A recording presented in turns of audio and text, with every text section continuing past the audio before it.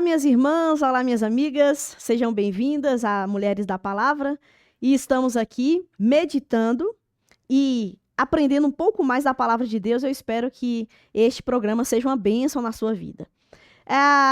Nós começamos aqui uma série sobre histórias inspiradoras e eu gostaria de trazer para você uma reflexão breve, mas baseada na história de algumas mulheres que nós podemos olhar para a história delas e nós podemos nos inspirar a quê? A seguir o exemplo, a seguir o exemplo de como elas foram, de como elas viveram e as decisões que elas tomaram. Irmãs, pequenas decisões na nossa vida, que talvez assim pareçam até banais, farão grande diferença no futuro.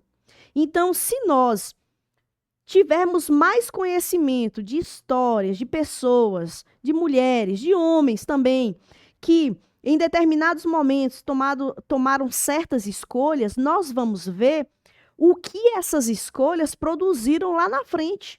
Por isso, a minha intenção aqui é da gente meditar um pouco e pensar a respeito de histórias, porque olhando para essas histórias, nós vemos as atitudes e nós vemos os resultados. E a partir disso, nós podemos avaliar a nossa vida e tentarmos buscar fazer melhores escolhas para a nossa vida. E hoje, minhas irmãs, eu gostaria de trazer a história de uma mulher que é bem conhecida do nosso meio, mas sempre vale a pena a gente refletir nessa história, que é a história de Ana. Ana, esposa de Eucana. A história dela está lá em 1 Samuel, capítulo 1, capítulo 2, vai contar ali essa narrativa bíblica tão linda, tão maravilhosa, dessa mulher chamada Ana. Ela era casada, morava numa cidade que o nome era Ramataim Zofim. Eu quis trazer o nome da cidade porque eles moravam nessa cidade, mas anualmente a família viajava para a cidade de Siló, que era 30 quilômetros de distância. Eles iam ali montados em animais, para lá em Siló, eles adorarem a Deus. Era um período onde tinha um sacerdote, né, chamado Eli. Eli, então, dirigia o culto, a adoração a Deus. Essa época foi uma época de transição. Israel vivia o período dos juízes. Lembra? Teve vários juízes que dirigiam o povo, mas o livro de Juízes é dito que o povo fazia o que queria, né? Cada um vivia conforme achava certo, e aí acabou que teve grandes problemas em Israel, o povo ia para a idolatria, depois o povo era castigado, Deus castigava usando filisteus, usando povos aí rebeldes para trazer uma opressão para o povo de Israel. Aí o povo de Israel se quebrantava, pedia ajuda a Deus, Deus levantava um juiz. E o juiz, então, libertava o povo. Então, era essa a dinâmica. E Ana, ela viveu no final desse período. Porque aí também, 1 Samuel, nós vamos ver essa transição para os reis de Israel. Vai começar o tempo do reinado. Mas o que chama nossa atenção na vida de Ana é que ela era uma mulher de oração. Nós vemos que o texto começa... A história começa a se desenrolar dessa forma. Ana era casada, ela era muito amada pelo seu esposo, mas ela tinha um problema muito sério. Ela não podia ter filhos. E isso machucava demais o seu coração. Demais. Ainda mais na cultura que ela vivia. Por quê? Porque Deus, ele fez promessas com o povo de Israel, lá com Abraão, de que faria uma grande nação. E essa grande nação, ela viria a partir do crescimento, né? De mulheres ficando grávidas, tendo bebês, e aí essa nação ia se multiplicando. Deus fez essa promessa para Abraão porque já tinha uma promessa anterior de que o Salvador viria. Então Deus, ele faz uma nação, o Salvador viria a partir dessa nação. Então toda mulher de Israel, elas sabiam que a bênção de Deus estava quando elas poderiam gerar. Para quê? Para multiplicar, para que essa nação crescesse. Então, a maternidade era um aspecto de bênção na vida da pessoa. E mais, havia a promessa do Salvador. Então, querendo ou não, no imaginário das mulheres, havia uma expectativa. Será que eu vou ser a mãe do Salvador? Né? Será que eu serei a escolhida? Porque eles não sabiam, não tinham toda a revelação de como iria acontecer, mas tinham a expectativa. Então, uma mulher que não podia ter filhos, ela se sentia amaldiçoada. Ela achava que realmente a vida dela estava sem propósito, né? Estava perdida. E ela vivia esse sofrimento. A sua família também tinha vários problemas lá e ela era oprimida, né? Por conta de não poder ter filhos. Mas aí, o que que ela faz? Eles viajam para Siló, lá para adorar a Deus, e na narrativa é falado que ela está angustiada, ela está sofrendo, ela está com o coração doído, e ela vai para o templo, ela ora, ela busca a Deus em oração, e ela ora tão fervorosamente que Eli, o sacerdote, acha até que ela está embriagada e repreende ela. E ela fala: não, não estou embriagada, eu estou angustiada. E ela se derrama diante de Deus. Irmãs, nessa nossa série sobre histórias inspiradoras, a gente vai perceber um elo que liga essas grandes mulheres, que é a vida de oração. Essas mulheres, elas tinham um compromisso, uma fidelidade com o Senhor. Elas buscavam o Senhor em oração, elas se derramavam diante do Senhor, elas priorizavam o seu relacionamento com o Senhor. Ana, nós vemos esse grande exemplo. A angústia dela a levou a orar. A sua angústia te leva a quê? Às vezes a nossa angústia nos leva a desenvolver problemas, né, emocionais, problemas psiquiátricos, às vezes tão graves por conta de ansiedade, depressão. Isso pode acontecer sem dúvida nenhuma. Às vezes a angústia leva a ser uma mulher que está sempre reclamando, sempre vendo o lado ruim da vida, digamos assim, leva a uma vida de insatisfação, não é? Nós podemos responder às nossas angústias dessa forma. Mas na vida de Ana, irmãs, nós aprendemos que nossa angústia deve nos levar a uma vida de oração, minhas irmãs. Vamos nos derramar diante de Deus, vamos entregar as nossas lutas, os nossos dramas para Deus em oração. Seja uma mulher que ora. Ana era uma mulher que ora. Irmãs, a oração, ela tem grande poder. A Deus, quando nós oramos, nós oramos na expectativa de que Deus realize aquele desejo e resolva a situação, mas o que a oração faz principalmente é mudar o nosso coração. Em 1 Samuel, o capítulo 1, versículo 18, é dito o seguinte: depois que Ana orou, né, acontece o seguinte: então ela seguiu seu caminho, comeu alguma coisa, e o seu semblante já não era triste. Depois que ela orou, ela foi consolada pelo Espírito Santo. Aquele peso, aquela angústia ficou com o Senhor. Ela já levantou diferente. Se ajoelhou angustiada, mas levantou já consolada. Olha que resultado maravilhoso é a oração. E nós sabemos que Deus, então, faz com que Ana fique grávida, né? E é interessante, porque o texto diz que, depois dessa narrativa, e Deus se lembrou de Ana. E aí ela ficou grávida, né? Deus deu para ela essa possibilidade. E é interessante que toda vez que a Bíblia fala e Deus se lembrou, essa expressão, e Deus se lembrou, não é como nós esquecemos as coisas e depois a gente lembra, né? Não é que Deus se esquece e depois acontece alguma coisa. Mas essa expressão significa que Deus, ele promove uma ação em favor daquela situação. Por exemplo, quando Noé estava dentro da arca, a expressão aparece, e Deus se lembrou de Noé, porque Deus fez uma ação favorável a Noé. A água baixou, Noé saiu com a sua família. Sara também tinha essa mesma questão, não podia ter filhos, e depois de ter passado muito tempo, a expressão aparece, e Deus se lembrou de Sara. Por quê? Deus agiu para com Sara, para realizar algo na vida de Sara.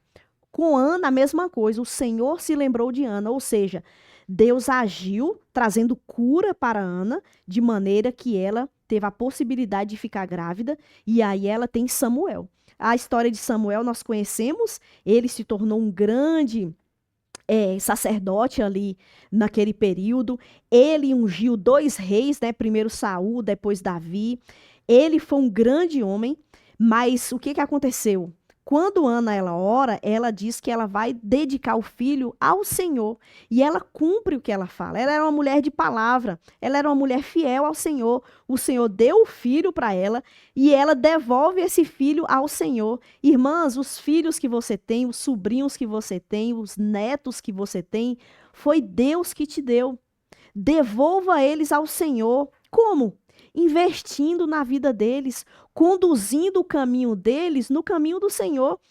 Uma coisa que me chama a atenção na vida de Samuel é que, por exemplo, Samuel era um menino obediente. Um menino, porque Ana levou ele depois que ele desmamou, então ele estava ali, ele era um menino, foi levado e ele ficou morando lá com Eli, servindo na casa do Senhor. Todo ano Ana vinha, trazia roupas novas para ele, matava a saudade, né? Deus deu para Ana também mais filhos, mas Samuel ficou dedicado ali para o Senhor. Só que o que me chama a atenção na vida de Samuel é a obediência que ele tinha. Irmãos, a gente não nasce obediente. Nós somos pecadores. Nós nascemos, na realidade, desobedientes. A desobediência está no coração.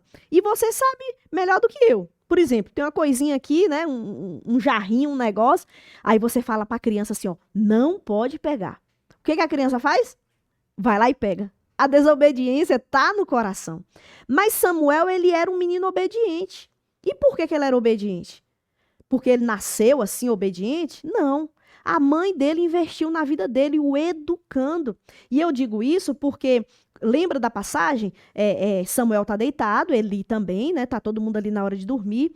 E Samuel escuta uma voz. Samuel, Samuel. Aí o que que Samuel faz? Rapidamente ele se levanta, vai até os aposentos de Eli e fala, eis-me aqui. Olha que menino obediente, não é? Não precisou gritar, não precisou chamar muitas vezes, falou o nome dele e ele prontamente obedeceu. Olha que coisa linda. Isso porque uma mãe investiu na vida dele. Ensinou para ele valores, respeito com os mais velhos, ensinou a beleza que é a obediência. Apesar da obediência às vezes ser difícil, e vamos pensar aqui, né? Digamos que Samuel estava cansado, estava deitado ali, já quase dormindo, e escuta a voz, e ele pensou que era Eli, né? Nós sabemos que era a voz de Deus, mas ele pensou que era Eli. Então ele poderia pensar assim: ah, não vou não. Ah, tô dormindo, né? Mas ele foi prontamente, desde pequeno, ele foi obediente. E depois na vida dele, nós vemos várias vezes Deus dando ordenanças para ele e ele obedecendo. Mas para ele se tornar um homem obediente a Deus, primeiro foi um menino, onde a mãe o investiu na vida dele. Irmã, invista na vida do seu neto, na vida do seu filho, na vida do seu sobrinho, educando a ele. Quantas pessoas têm delegado a educação para a escola, delegado a educação da criança para a igreja, para a salinha, né, da igreja. Irmãs, essa parte é com você. Deus te deu essa criança para você investir, você ensinar valores, você ensinar princípios, né? Quando eu era criança, a gente tinha muito firme o seguinte: no ônibus, o idoso tinha preferência. Então, chegava no ônibus, né? Sentava ali, aí entrava o idoso. Rapidamente a gente tinha que levantar. Mas a gente não aprende isso assim, sozinho. Um pai, uma mãe tem que investir. Olha, quando você vê um idoso, dê preferência. Olha, se você vê um cadeirante na rua, dê preferência para ele no passeio. Olha, se você vê um cego, o ajude. Então, assim, sermos bênção onde nós estivermos, mas isso só se houver uma dedicação por parte da mãe. Ana foi uma bênção, uma mulher de oração, uma mulher que investiu na vida do seu filho, uma mulher dedicada ao Senhor. Ela desejava muito filho, pediu, clamou a Deus. Quando Deus deu, ela devolveu ao Senhor. Ela tinha essa percepção de que o que ela tinha não era por mérito dela, não era porque ela tinha alguma coisa especial, mas o Deus que é especial viu a ela e deu para ela essas bênçãos. Irmãs, tudo que você tem, seu lar, seu esposo, sua família. Foi Deus que te deu. E você, em gratidão e em adoração ao nosso Deus, você devolve isso para Deus, pedindo a Deus o conselho. Deus, como eu posso ser uma mãe melhor? Como eu posso ser uma avó melhor? E voltando-se para a palavra de Deus. A palavra de Deus é o nosso guia, é o manual, é as ordenanças que dirigem a nossa vida. A palavra de Deus diz: o justo viverá pela fé. Nós precisamos desenvolver a nossa fé. Como assim? Lendo a palavra e a praticando. Pela fé. Olha, eu vou praticar pela fé porque Deus diz que eu devo viver dessa maneira, então é dessa maneira que eu vou viver. Por mais que o mundo diga o contrário, por mais que a cultura diga o contrário, por mais que até meu coração, que é enganoso, diz o contrário, eu não vou viver conforme o meu coração, mas conforme a palavra de Deus, porque a palavra de Deus é lâmpada para os meus pés, é luz para o meu caminho. Então, irmãs, vamos olhar para a vida de Ana e seguir o seu exemplo. Um exemplo de uma mulher piedosa, o exemplo de uma mulher que investiu na vida do seu filho e ele se tornou um grande profeta. Irmãs, qual a expectativa que você tem do seu filho? Eu desejo e espero que com essa série a expectativa sua seja de que seu filho, de que sua filha se torne um homem ou uma mulher temente a Deus. Temente a Deus. Quanto da nossa cultura tem desejado que os filhos se tornem profissionais que ganhem muito dinheiro, pessoas que vivam somente para si, para a sua felicidade, uma vida egoísta. Irmãs, tenhamos em nossa mente qual é o objetivo, o desejo para o seu filho, que seja: eu quero que meu filho, que a minha filha se torne um homem e uma mulher temente a Deus. Isso é o mais importante, irmãs.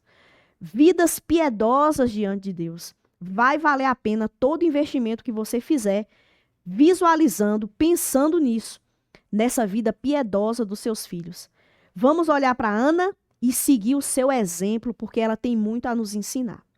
Muito obrigada por você me acompanhar até aqui. Essa foi a nossa reflexão de hoje, nessas histórias inspiradoras.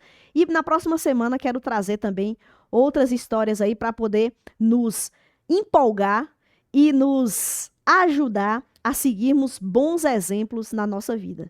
Deus te abençoe e até a próxima.